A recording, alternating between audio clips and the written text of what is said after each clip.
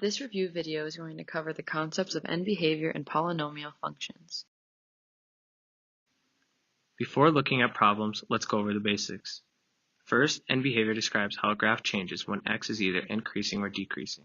The first graph shows f of x increasing while x is also increasing. The second shows f of x decreasing while x is also decreasing. End behavior is determined by the leading coefficient, the number in red, the degree, and the number in purple. The degree is the greatest exponent out of all the exponents. The leading coefficient is a number attached to the variable holding the degree of the function. Using the degree and the leading coefficient helps to determine the end behavior of a function. If the degree is an even number, it is helpful to think of the graph as a parabola, meaning both tails of the graph will be pointing up or down. If the leading coefficient is positive, the tails will mimic the graph of a parabola that is pointing up. F of x will increase while x increases and/or decreases. If the leading coefficient is negative, the tails will mimic a parabola that is pointing down. F of x will decrease while x increases and/or decreases.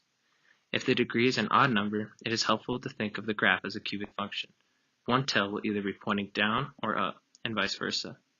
If the leading coefficient is positive, the tails will point down on the left side and up on the right side. It's easiest to see this if you connect the ends of the two tails. This one looks like a positive slope, meaning it must be a positive leading coefficient. The same thinking works for a negative leading coefficient. The tail on the left is pointing up while the tail on the right is pointing down. If we draw a straight line connecting the two tails, it looks like a negative slope, meaning the leading coefficient is negative. Now we'll look at some examples. We need to predict the end behavior of the graph with the equation f of x equals 4x to the 8th power minus 6x to the 7th power plus 3x to the 3rd power minus 10. The first thing we need to do is find the degree. Our options are 8, 7, and 3. Since 8 is the greatest number, that is the degree. Next, we need to determine the leading coefficient.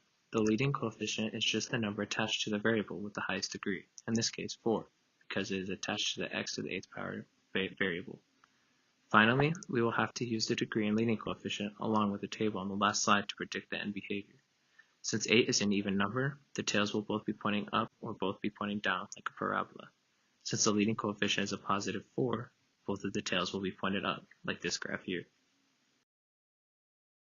In the next example, we will be choosing the possible end behavior for an equation using graphs.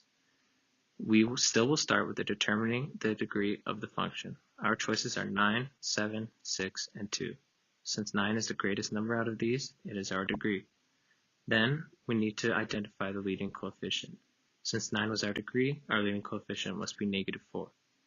Using what we learned in the table, both tails of the graph cannot be pointing up or down because 9 is an odd number. That lets us get rid of choice B, since both tails are pointing down. Looking at the leading coefficient, we can see that it is a negative 4, and if it's a negative, the tails of the graph will connect to form a negative slope. This helps us rule out choice A because it has a positive slope. If we connect the tails on choice C, they make a negative slope, making it a possible answer.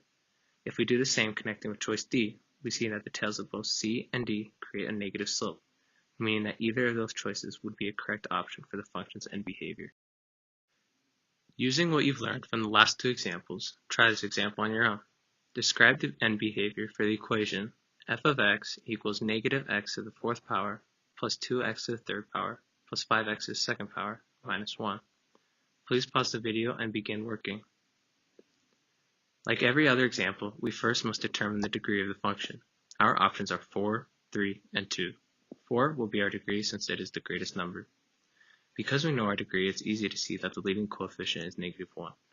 Using what we learned from the table, an even degree will make both the tails point up or down. Since the leading coefficient is negative, both of the tails will be pointing down. The graph should look something like this, with the explanation that f of x will always decrease while x could be increasing or decreasing. If you still need help, this material can be found in this unit in your notes, and there are also websites with very helpful information.